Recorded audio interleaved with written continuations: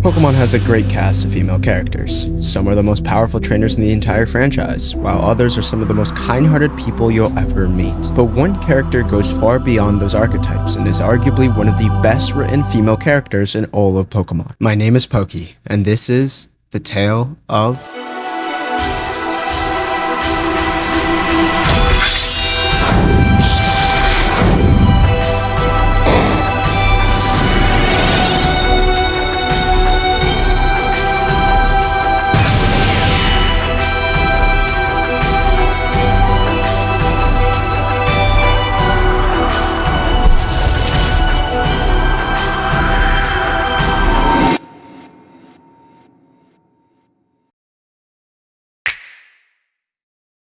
Now, Lillie's story is one that's far different than your typical female Pokemon character. For starters, she isn't even a trainer, and even worse, she absolutely despises Pokemon battles. But why?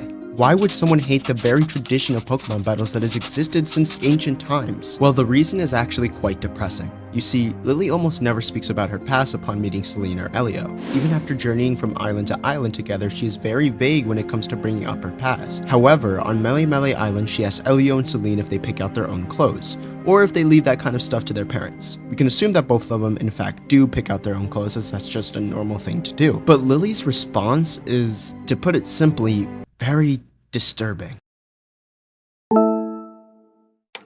I've always just worn clothes my mother wanted me to wear. I don't really know what kind of thing would suit me.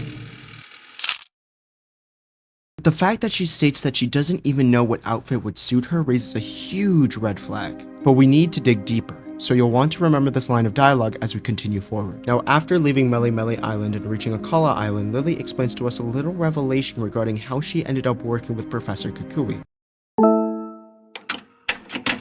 You want to know what happened 3 months ago? Well, I wanted to learn more about Nebby, about Cosmo. So I decided to come speak to Professor Burnet, but I got lost along the way and ended up wandering about to Delacops on the shore. She listened to my story, staying up all night to hear it all. And then she even got her husband, Professor Kukui, to let him use loft to stay in, and she told him to help me investigate Nebby's origins too. Professor Burnet has been so kind, and she's still helping me try to find a way to get Nebby back to its own home. She's been like a real mother to me. Now, this is a huge bombshell of information, and I promise all of this will begin to make sense later. But for now, let's continue on with the story, because as we finish our final trial on Ula Ula Island, we find out that Lillie is missing, and the place she was brought to was Aether Paradise. And since I think you know where this goes, let's just cut to the chase. Upon finding out that Lusamine is the mother of both Lillie and Gladion, we enter the chambers where Lusamine does all of her cute experiments.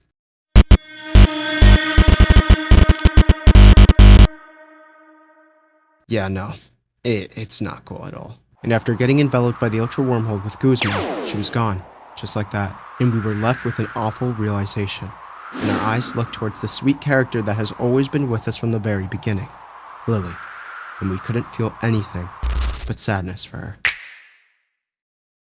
Now, after watching Lusamine's true self, it now became abundantly clear. Lillie didn't grow up with the carefree joy most children do. Her childhood was molded by control, and her actions and personality shaped into something unnatural, someone else's idea of who she should be. Lillie from birth was unformed. Now, let's rewind. Remember the dialogue with Lillie talking about clothing with Elio and Celine? Well, the phrase now has a much darker tone once you realize what Lillie had to go through as a child. Lusamine shaped Lillie into whatever she wanted.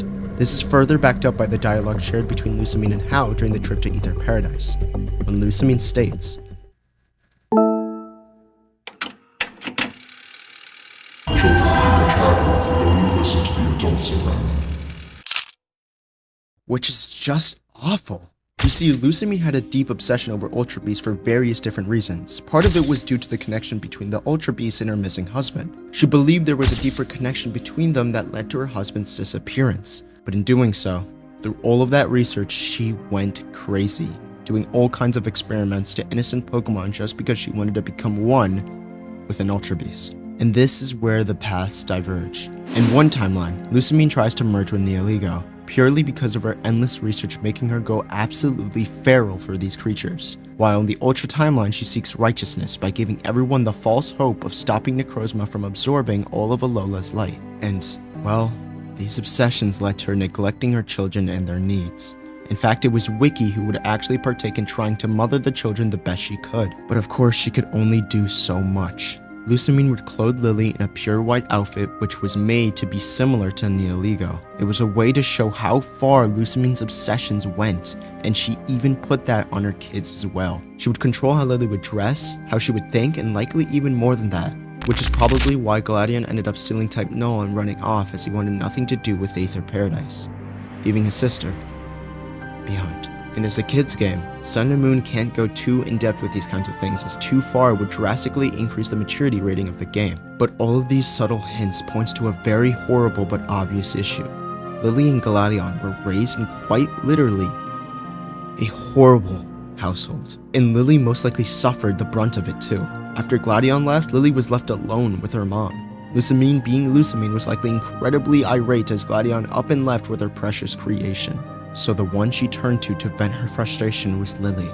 This is what makes Lusamine such a well-written villain, because it's so hard to find sympathy for her. She neglected her own children for the sake of having her own fantasy land with Ultra Beasts, and losing her husband was the start of this never-ending nightmare. But despite everything and all that's happened, Lillie was still a kind person. Someone who was definitely lost and scared, but with Nebi she was able to find someone who genuinely cared for her in Kukui and Professor Burnet, who she even called a real mother. Lillie just wanted what any normal child would ever want from their parents, not some crazy gift or road trip. She wanted her mother's love, something she never got during her entire childhood. And unlike Gladion, Lillie never found her strength. Instead, she fled Aether Paradise with Nebi, fearing for Nebi's safety and what would happen to it from Lusamine's experiments. But throughout her journey with Elia and Celine, Lillie found something special, which is even further elaborated in the original Sun and Moon games.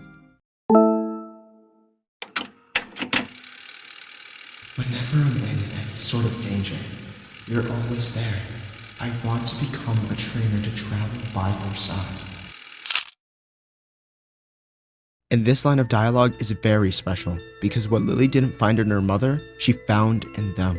She found two loving guardians who treated her as their own, a loving friend who will always make her laugh, a big brother who will always protect her, and of course, someone who will stick by her side no matter the cost.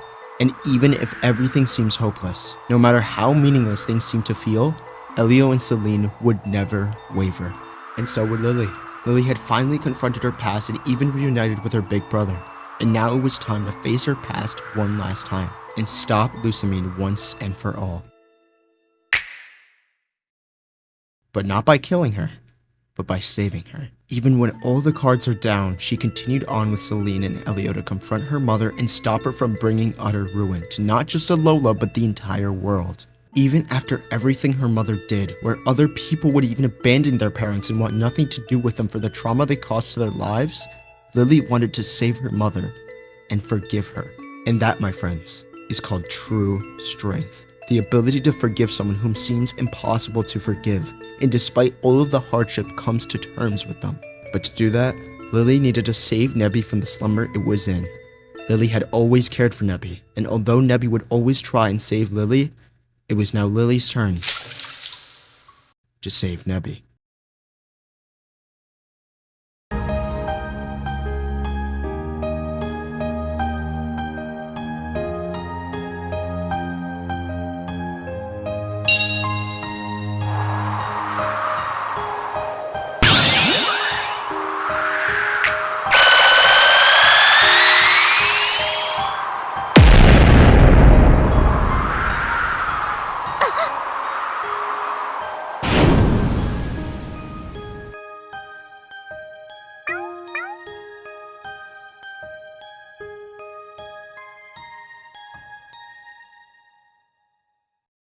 They were officially reunited. But although Lusamine had returned, she brought something along with her. Something so incredibly dangerous the world has never seen before. But Lillie didn't run. She knew what she had to do. What had to be done.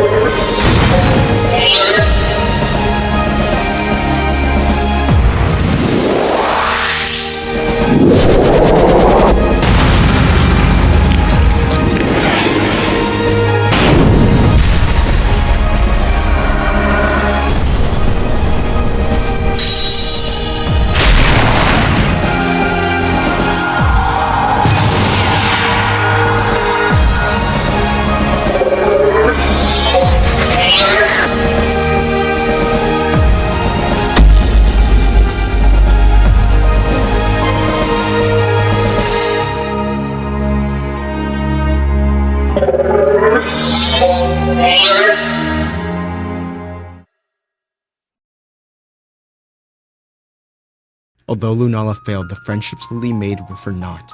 She is the epitome of light at the end of the tunnel, and no mother is more lucky than Lusamine to have a daughter who, after all she did to this poor girl, would go to the end of the universe to save her. Lillie may not have been as powerful as Cynthia, nor was she as talented as someone like Serena, but she possessed something that almost no one has the strength to do. And forgiveness isn't the same as doing nothing. It's easy to do nothing, but it is hard to forgive. But Lillie didn't think twice about saving her mother. She was a true gem, because of her sheer strength of moving one step at a time and not only overcoming her fears, but being able to let go of that hate and those bad feelings and forgive. That she would be my favorite female character in Pokemon, behind Akari. But what happened after, you might be asking? Well, it's because of those friendships Lillie made that Ellie and Celine would vow to stop Ultra Necrozma and save the world. Or at least, that's what's supposed to happen.